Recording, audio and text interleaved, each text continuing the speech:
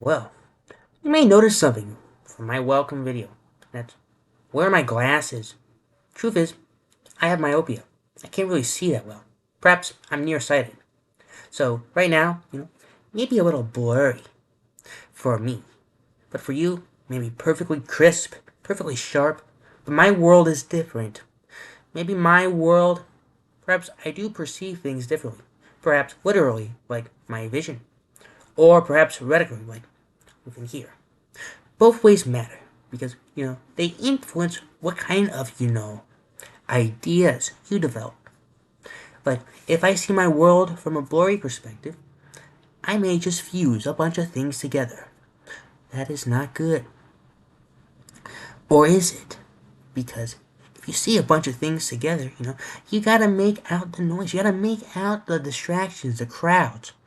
That is a skill in itself, a very important skill of, being able to thrive when all the directions around you are all over the place.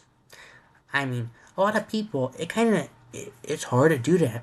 A good example, I would say, that is literally starting a YouTube channel. I mean, you start a channel, like, you can get 1,000 views, which is amazing. That's great progress. But these comments, they may get to your head, like those random directions, They may say bad things about you.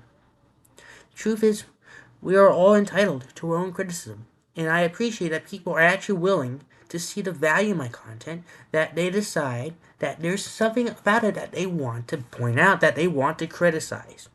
And that is great. Now, that is great. How does this connect to nearsightedness?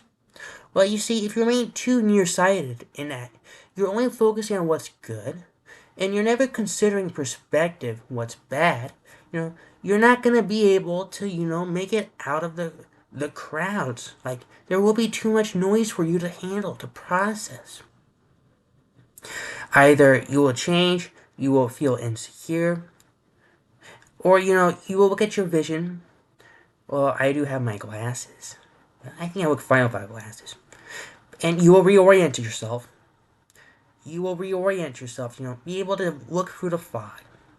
That is the key lesson today, is looking through the fog. Fortunately, right now, it's not foggy where I am. I hope that gives no clues. There's a lot of places that are not foggy right now. There are also some places that are foggy.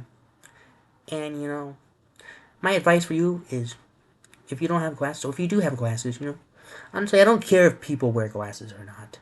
Like, I mean, we all still have to start from somewhere. Literally. Like, without my glasses right now. Now I gotta squint a little. But doesn't that make my eyes look better? If I was like this. Yeah.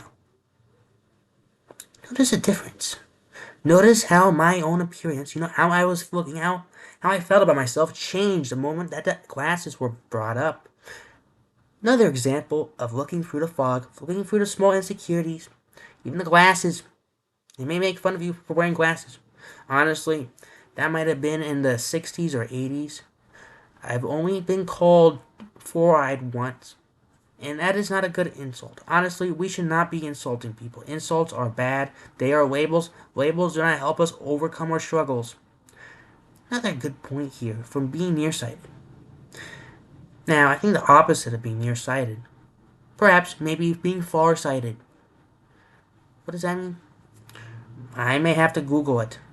But good to have discussions that go random places, but ultimately, just like making out all of the fog in life, we connected back to the source.